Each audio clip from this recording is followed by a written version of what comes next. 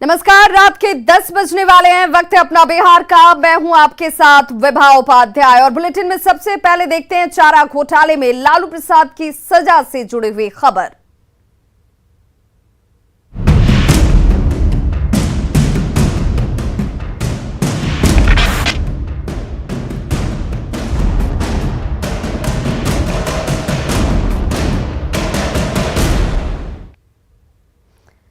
तो चारा घोटाले के डोरंडा केस में सीबीआई कोर्ट कल आरजेडी अध्यक्ष लालू प्रसाद को सजा के बिंदु पर सुनवाई करती नजर आएगी और इस मामले में कोर्ट ने 15 फरवरी को लालू प्रसाद को दोषी ठहराया है।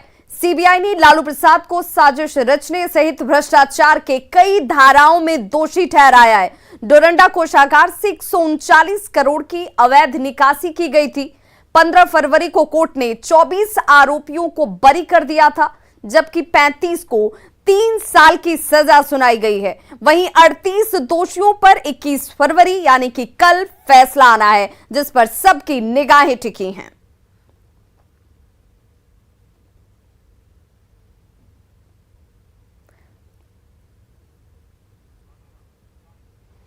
तो लालू प्रसाद की मुश्किलें लगातार बढ़ती जा रही हैं और करीब 950 करोड़ रुपए के चारा घोटाला मामले में सीबीआई के बाद अब प्रवर्तन निदेशालय यानी कि ईडी ने चारा घोटाले से संबंधित 2 कांडों को टेक ओवर करते हुए मनी लॉन्ड्रिंग एक्ट में केस दर्ज कर लिया है।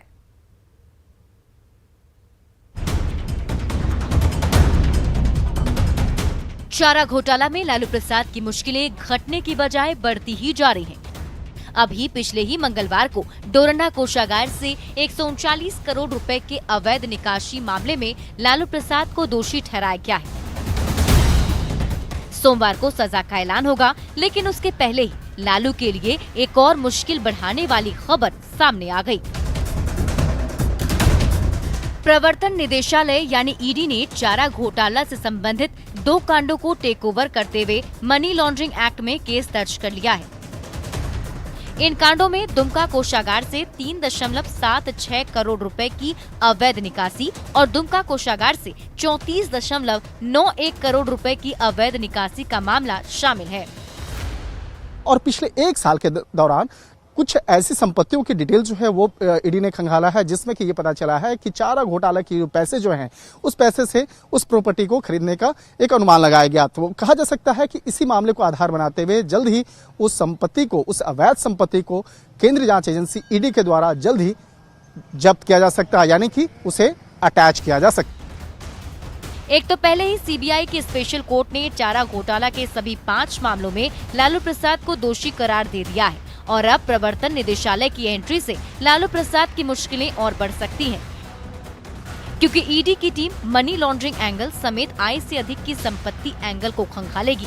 दोनों मामलों में चूंकि लालू प्रसाद को सजा सुनाई जा चुकी है, ऐसे में उनकी प्रॉपर्टी को भी अटैच किया जा सकता है।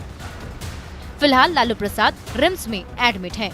न्यूज़ 18 के लिए रांची से ओम प्रकाश और दिल्ली से शंकर आनंद की रिपोर्ट। तो लालू प्रसाद की मुश्किलें लगातार बढ़ती जा रही हैं और कल का दिन भी उनके लिए बेहद खास है, क्योंकि कल सजा सुनाई जाएगी। उससे पहले नेता प्रतिपक्ष और लालू प्रसाद के बेटे तेजस्वी यादव ने कहा है कि लालू जब भी एक्टिव होते हैं उन्हें फंसा दिया जाता है। अब तक देश में और कोई घोटाला हुआ कहाँ है?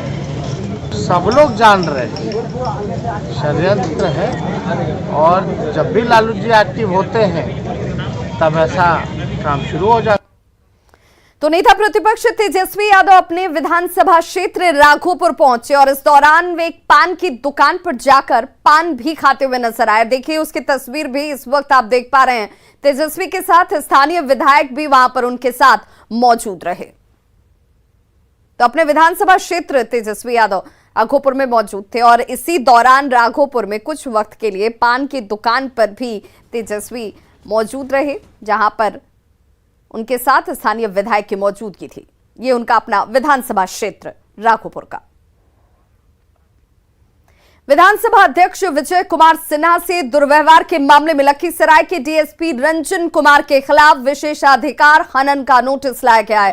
साथ ही थानाध्यक्ष दिलीप कुमार और संजय कुमार सिंह, ये वो दो नाम हैं जिनके खिलाफ भी नोटिस लाया गया है। ये नोटिस बीजेपी विधायक संजय सरावगी और ललन कुमार ने लाया है। सोमवार को विधानसभा में बैठक है जिसमें विधानसभा के सचिव ने मुख्य सचिव और डीजीपी को बुलाया है।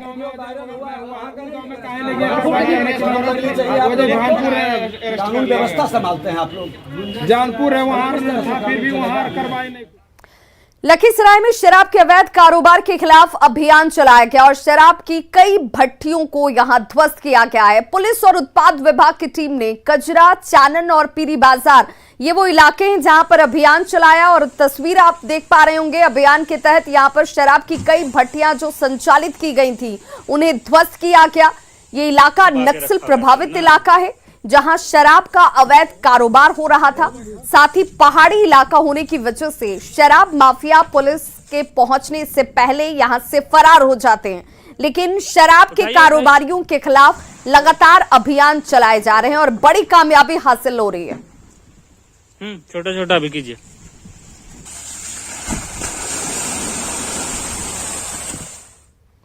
खबर अररिया से, जहां के जोगबनी में अमेरिकन डॉलर और नेपाली करेंसी बरामद की गई। इसके अलावा भारी मात्रा में नशीली दवा और 35 मोबाइल फोन की बरामदगी की गई है और पुलिस ने इस मामले में एक व्यक्ति को गिरफ्तार किया है जिससे इस वक्त लगातार पूछताछ की जा रही है।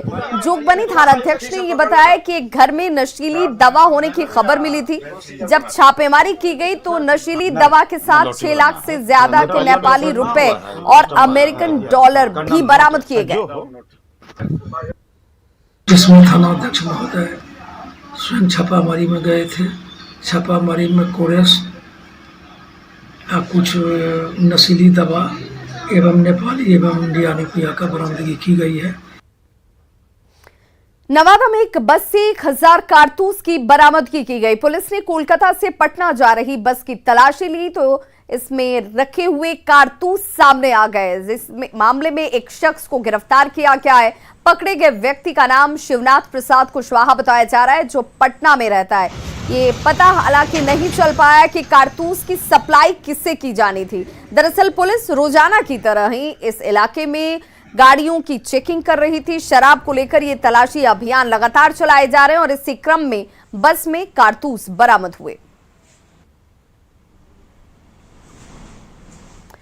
बड़ी खबर मुजफ्फरपुर से आ रही है जहां पर सुपारी जर्दा कारोबारी की गोली मारकर हत्या कर दी गई है। बड़ी खबर इस वक्त मुजफ्फरपुर से, जहां पर सुपारी जर्दा कारोबारी की गोली मारकर हत्या की गई है।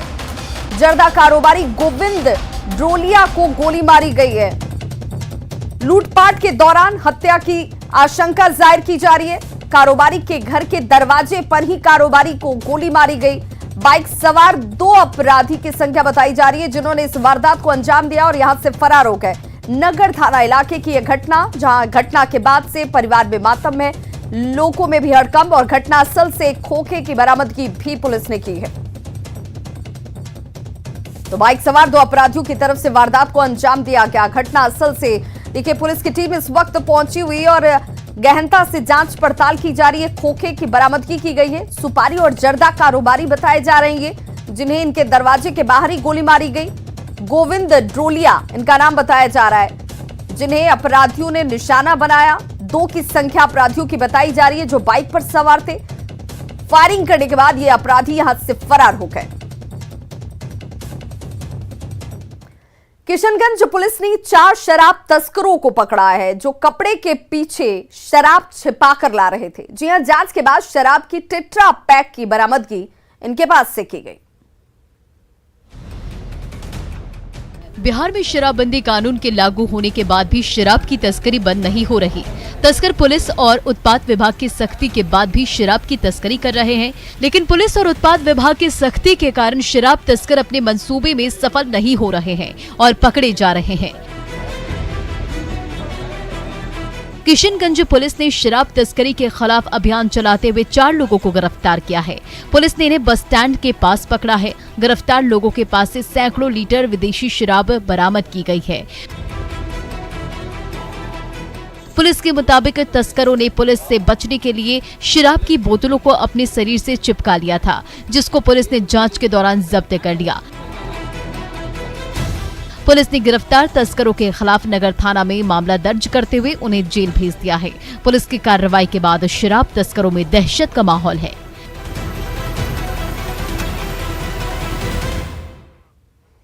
मुजफ्फरपुर में गैस सिलेंडर में आग लगने से भीषण तबाही हुई है, जिसमें 50 लाख की संपत्ति के नुकसान की आशंका जाहिर की जा रही है। घटना सकरा थाना के कटेसर पंचायत के रामनगर गांव की है और तस्वीर आपके टीवी स्क्रीन पर भी देखिए किस तरीके से एक एक करके अगलगी ने आसपास के मकानों को अपनी चपेट में ले लिया। एक एक कर यहाँ पर 50 लाख का नुकसान इस अगलगी में अब तक बताया जा रहा है। कटेश्वर पंचायत के रामनगर गांव की ये तस्वीर इस वक्त आप अपने टीवी स्क्रीन पर देख रहे हैं, जहां गणेश राय के घर में सिलेंडर ब्लास्ट होता है, जिसके बाद देखते ही देखते इस आग ने एक करके 9 घरों को अपनी चपेट में ले लिया। हालांकि इस घटना में कोई हताहत नहीं हुआ, लेकिन 50 लाख की संपत्ति का नुकसान जरूर हो गया है। गणेश राय के घर में बताया जा रहा है कि 7 लाख रुपए कैश सहित लाखों के गहने रखे गए थे, जो इस अगलगी में जलकर पूरी तरह से खत्म हो चुके हैं। पीड़ित के मुताबिक उसने घर बनाने के लिए 7 लाख का कर्ज लिया हुआ था। भाई कुछ न भोग हमारा होला छान घड़ी में गे माई 60-70 हजार के रहे 7 लाख रुपया रहे घर बनावेला, बालू गिट्टी बनावेला, अथी बालू गिट्टी गिरावेला रखल रे बाप। कैसे भी चल गया तो बाप रे बाप 7 लाख रहे बाप। दरभंगा के लहरिया सराय थाना क्षेत्र के खान चौक पर 2 गुटों के बीच जमकर मारपीट हुई और देखते ही देखते मारपीट की घटना गोलीबारी में तब्दील हो गई, जिसकी वजह से इलाके में अफरा तफरी का माहौल बन गया। फायरिंग की घटना को देखते हुए स्थानीय लोगों ने शोर मचाया, जिसके बाद फायरिंग करने वाले मौके से फरार हो जाते हैं। फायरिंग और मारपीट की घटना सीसीटीवी कैमरे में कैद हो गई। घटना की सूचना पर लहरिया सराय पुलिस जो है वो घटना स्थल पर पहुंचकर एक बार सीसीटीवी फुटेज के आधार पर अब इस पूरे मामले की जांच कर रही है और वारदात में शामिल एक अपराधी को गिरफ्तार भी किया गया है। अन्य आरोपियों की तलाश जारी है। अच्छा। 4-5 लड़का एक साथ था। उसके बाद मेरा चाचा का लड़का आया, उसको भी पकड़ के पीटने लगा, गोली चलाने लगा। कितनी गोली चली है? 2-3 फायरिंग हुई है सर। किसी को गोली भी लगी है? नहीं लगी है। उसके बाद क्या हुआ इसमें? कौन था? एक सरजिल नाम का लड़का है, बाकी को नहीं जानते हैं। सरजिल मेरे घर के बगल का है। खान चौक पे जो घटना घटी है उसमें प्राथमिकी दर्ज हुई है और अभी तक उसमें एक व्यक्ति की गिरफ्तारी भी हो गई है और आगे की कार्रवाई चल रही है। उसमें जो बाकी जो हैं उनकी गिरफ्तारी शीघ्र हो जाएगी। वहाँ पे पीने खाने को लेके आपस में ही उनका था विवाद था, चाय के दुकान पे बैठे और छोटे इशू को लेके दोनों ने अपना हम बड़े कि तुम बड़े इस बात को लेके लोगों ने फायरिंग की और एक खोखा भी वहाँ से मिला है और जो भी लोग हैं वहाँ पे वो सब आपराधिक छवि के ही लड़के थे। उसमें बिहार में अच्छे खिलाड़ियों की कमी नहीं है, लेकिन प्रतिभाशाली खिलाड़ियों के लिए संसाधन मौजूद नहीं है। पटना में 2 स्टेडियम हैं, लेकिन दोनों बंद हैं और ऐसे में क्रिकेट खेलने वाले युवाओं को काफी परेशानी होती है। छोटे से मैदान में 10 से 12 टीमें जो हैं वो खेलती हैं, प्रैक्टिस करती हैं, जिसमें काफी खतरा इन्हें बना रहता है। और देखिए, इन संसाधनों की कमी की वजह से प्रैक्टिस करने में युवा खिलाड़ियों को परेशानी हो रही है। बिहार के खिलाड़ियों में ना तो प्रतिभा की कमी है और ना ही जुनून की कमी है तो सिर्फ अच्छे प्लेग्राउंड की, अच्छे माहौल की। राजधानी पटना की अगर बात करेंगे तो कहने के लिए 2 बड़े स्टेडियम हैं, एक मोइनुल हक स्टेडियम, दूसरा संजय गांधी स्टेडियम, लेकिन दोनों की हालत किसी से छुपी नहीं है।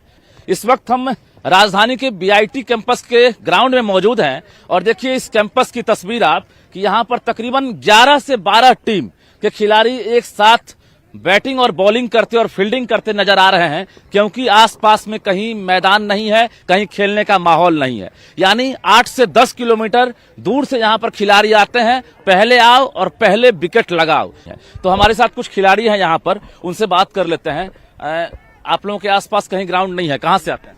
हम लोग तो यहाँ बेली रोड से, हम लोग राजा IGMS के पास से हैं। ठीक है, यहाँ पे कोई खेलने की जगह है नहीं। दूरी है इस ग्राउंड की? यहाँ से 3 किलोमीटर। अच्छा, 3-4 किलोमीटर का लगभग है, लेकिन यहाँ पे ग्राउंड है नहीं तो हम लोग खेल नहीं पाते हैं और हफ्ते में 1 दिन खेलते हैं। परेशानी यही हो रही है कि हम लोग एक तो संडे के दिन फ्री होते हैं, ठीक है। संडे के दिन अगर हमें खेलना है इस ग्राउंड पे आने के लिए तो हमें सुबह मतलब 11 बजे आओ तो भी पिच नहीं मिलने वाला। यहाँ का ये सिचुएशन है कि जो पहले विकेट गिर रहा है उसकी ये पिच हो जा रही है, उसके पास से बहुत ज्यादा कंजस्टेड, अगर कहीं पे खड़े हैं तो डर है कि कहीं आसपास से बॉल आके लग नहीं जाए, तो डर में भी यहाँ पे खेल होता है। आप लोग में सपना होगा कहीं ना कहीं आगे बढ़ने का और क्रिकेटर बनने का, क्या लग रहा है कैसे साकार होगा?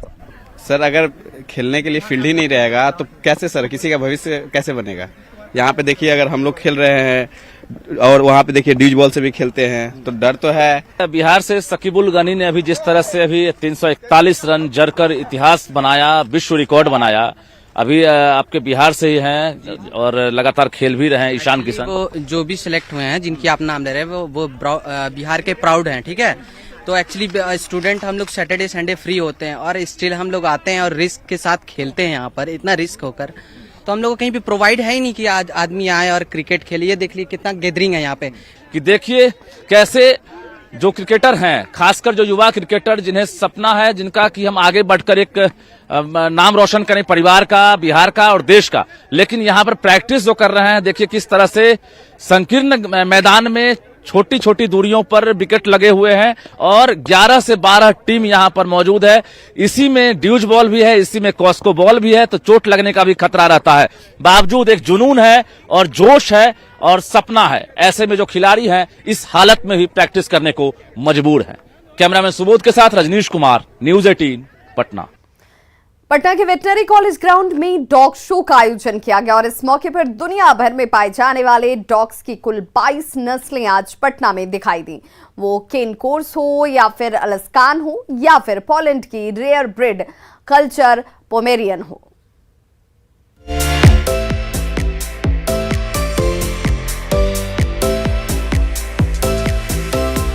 फरवरी की गुनगुनी धूप, रविवार का दिन और रैंप वॉक। पटना के वेटनरी कॉलेज का नजारा कुछ ऐसा ही था, लेकिन रैंप पर मेकअप वाली मॉडल की जगह तरह तरह के डॉग्स की खूबसूरती दिखी। वेटनरी कॉलेज में हुए डॉग शो में दुनिया भर के कुत्तों की 22 नस्लें दिखाई दी। काफी अच्छा लग रहा है कि पटना में भी इतना काफी कुछ डॉग को लेके लोग जागरूक हैं और काफी अच्छे और नए बहुत रेयर ब्रीड्स दिख रहे हैं, जो बहुत अच्छा है। काफी फ्रेंडली डॉग्स आए हैं, बहुत अच्छा लग रहा है। फर्स्ट टाइम मेरी फर्स्ट टाइम का एक्सपीरियंस है लाइफ में कि it was like dog show है, तो मैं अपनी एग्जीबिशन भी छोड़ के यार डॉग्स देखने आई हूँ। किस तरीके के कुत्ते आपको पसंद है? मुझे लाइक फ्रेंडली डॉग्स पसंद है, लाइक सिट्जू पसंद है मुझे, और फिर हस्की वो पसंद है। चाहे वो जर्मन शेफर्ड हो, लेब्राडोर हो, केन कोर्स हो या हो अमेरिकन बुली, डॉग शो में इन सभी नस्ल के कुत्ते दिखाई दिए। अपने अपने कुत्तों के साथ डॉग शो में पहुंचे इनके ओनर भी काफी उत्साहित दिखे। इसकी खासियत है कि ये अपने मालिक के लिए कुछ भी कर सकता है। प्रोटेक्शन में इसको यूज किया जाता है। इटली में ये कैटल्स के लिए, बड़े बड़े कैटल्स के लिए खुद ही ये लोग गाय वाय चराने जो लोग जाते थे, हजार गाय ये खुद अकेले चराते हैं ये लोग। ये इसकी क्या खासियत है? इसके बारे ये पुडल है और ये विराट कोहली और युवराज सिंह के बाद हम लोग के पास है। कहाँ से? ये स्विट्जरलैंड से हम लोग मंगवाए। एनडीआरएफ की डॉग स्क्वाड की टीम भी अपने प्रशिक्षित कुत्तों के साथ डॉग शो में शामिल हुई। पटना में डॉग डूड के नाम से पहचाने जाने वाले प्रवीण कुमार पिछले 50 साल से कुत्ता पाल रहे हैं। रॉकी नाम का इनका कुत्ता पटना में काफी चर्चित रहा है। प्रवीण कुमार मानते हैं कि हम जैसा माहौल अपने कुत्तों को देते हैं वो उसी अनुरूप ढल जाते हैं। जिसको हम कुत्ता बोलते हैं ना, उससे ज्यादा वफादार, उससे ज्यादा ईमानदार आपको कोई प्राणी नहीं मिलेगा। उस पर कभी भी किसी तरह का कोई करप्शन चार्जेज नहीं लगता है। दरअसल इस डॉग शो का खास मकसद है विभिन्न नस्ल के डॉग्स को एक मंच पर लाना और डॉग ओनर को ये बताना कि वो अपने डॉग की परवरिश कैसे करें। फिर इस बार का जो शो है वो अपने आप में खास इसलिए रहा क्योंकि कई सारी ऐसी ब्रीड्स आई हैं इस बार जो इंडिया में काफी रेयर हैं और वो पटना में कई लोगों के पास हैं। तो ऐसे में ये भी एक अपने आप में अनोखी चीज है। चाहे हम बात करें केन कोर्स की या फिर कल्चर पोमेरियन की या फिर कल्चर शेफर्ड की, हर ये अलग अलग तरीके के ब्रीड्स हैं और काफी रेयर ब्रीड्स हैं ये डॉग्स की, जो दुनिया में बहुत कम जगह पे हैं और ये पटना में आज देखने को मिले। न्यूज 18 के लिए ऋतु रोहिणी, कैमरामैन दीपक के साथ पटना। तो खबरों का सिलसिला लगातार जारी है, आप देखते रहिए न्यूज 18 बिहार झारखंड।